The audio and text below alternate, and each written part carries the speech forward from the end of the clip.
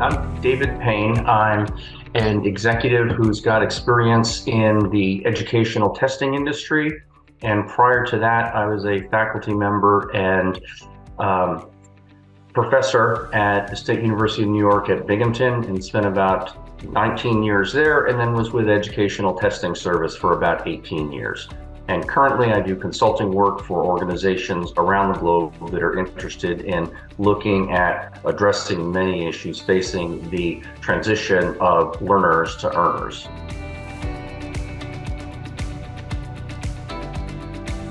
The introduction of ChatGPT at the end of last year, I think, really sparked a lot of interest on a lot of different fronts on the education side. And I think you can characterize the responses from schools as falling into several different categories. One category I would call kind of a reactionary approach. Faculty who, for example, said, I've been teaching my course this way, it's absolutely critical that in order for me to get an indication of the knowledge, skills, and abilities of a student coming through my class, they need to take my assessments and do my projects without the assistance of AI. So I think those reactionary responses have been basically trying to say, let's put up the walls around what we're doing within the academy and have it be pure and not affected by AI. I think those reactions are analogous to when inexpensive calculators became available and people in math and technical fields were aghast that people would be using those rather than doing the calculations in their heads and on paper.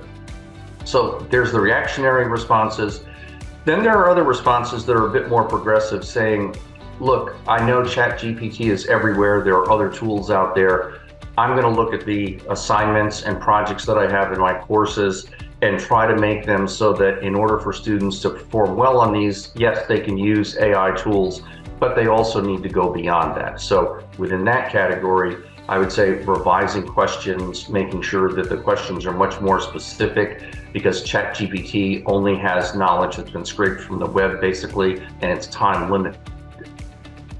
Then there are other responses, the third category, that I would say are the more progressive of responses. And those responses I would categorize as coming from people who realize that these AI tools are not only going to affect education, they're going to affect the workplace and the work environment that students are going to graduate into.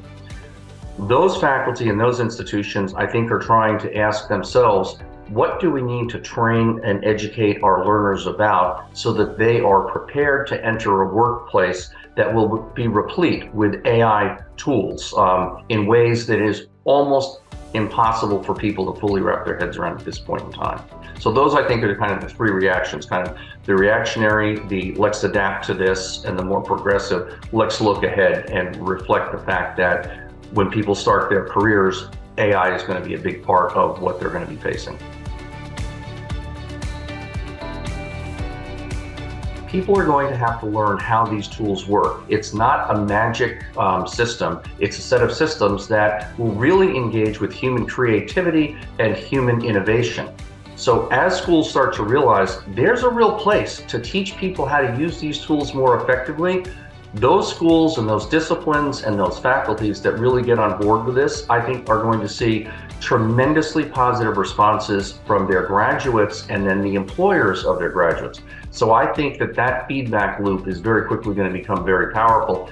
And I think the reactionary view of this that I mentioned at the outset is similarly going to die off fairly quickly as people become more comfortable with this technology.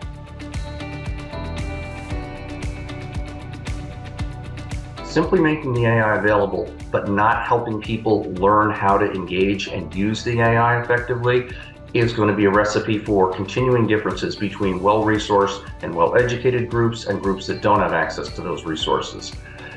But I am optimistic that it's likely that the producers of the AI systems are going to actually have some skin in the game in terms of helping learners become familiar with what the AI is capable of doing. I'll just give one example.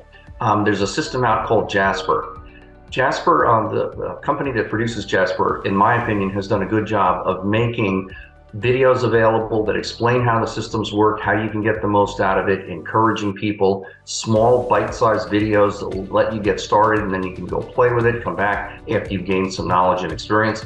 That type of just-in-time, small chunk learning, I think, is the model that's going to have to be available. And if it is available widely so that you can go to YouTube or other sources of information that are publicly available, that may help to narrow the achievement gap that we've historically seen between well-resourced populations in their educational systems and those without access to good resources. When we talk about the impact of AI on evaluating students and conferring degrees and completing courses, there I do think there is going to have to be a massive rethinking about what is required and what that reflects from the individual. So with tools like ChatGPT right now, you can start generating a lot of content that can be fairly specific if you're not looking at absolutely cutting edge research that was just published in the last hour. So as people get better and better at using these tools to generate content, I think we need to recognize that the assumption from 3 years ago that all the content was written by the individual who's completing, say, a thesis, that assumption will not hold. So, and I don't have the answer for this, but the question is, how do you evaluate the human contribution to that product? And I think the most important thing to keep in mind is when we evaluate the human contribution, that's a point in time, but we're really not interested in where the person is at that point in time. What we're trying to do, in essence, is make a prediction about what this person is likely to be able to do in the future. That's where we need to say, instead of just looking at the output, maybe we look at the pathway by which they got to that output. Maybe we use other tools to say, what is the progression in terms of critical thinking skills that we see evidence of here? The other area that I would say is going to be very exciting is as we integrate AI into our assessment tools, we will be able to develop tools that I think are better able at using the digital exhaust from learning and projects, et cetera, to make inferences and predictions about people going forward in the future. There's a ton of data that are generated every day. So as I sit here doing work, testing out AI systems, I'm generating a lot of content that if I was in an educational system, could be used and mined and analyzed to say, is David on the right path to actually get more proficient at using this to generate high content marketing quality? Or if I was in a law school, is David getting better at producing arguments that are likely to be winning arguments in defense or in prosecution? So I think there are tools that will be like that. So I don't think that we can look at AI just in the workplace. We need to look at AI in the educational system. But just as employers are going to have to adapt to AI being available, educators are as well. And I know that there's exciting research that's going on in the assessment fields about this. But again, we all need to remind ourselves that we're making inferences about what people can do in the future, and those are based on the evidence that we collect from individuals throughout their learning careers. The one thing that I think is important for us to keep in mind about this is that right now, a lot of the attention that is being generated are to systems like ChatGPT that's producing content, or to DALL-E that is producing images. But these tools are going to be used in many other ways. For example, there are already tools available that are using AI that will allow people to develop and hone their public speaking skills using an AI system to provide feedback to them. So I just encourage us to think really broadly about where these tools could be used and ways in which they're going to influence human learning progressions in multiple different ways and areas that are important to human beings. I just think that we've barely begun to scratch the surface on this. And as people look at the real work that people do, and not only work, what we do for our interests, and so what we do in terms of our learning careers as lifelong learners, I think there's potential for AI to really help that part of it. So it may not contribute necessarily to employment, but it could contribute to, for example, I would like to learn more about going camping. I don't know where to start on this. AI can probably help me do that. So maybe by next summer, I won't kill myself if I go out camping by myself.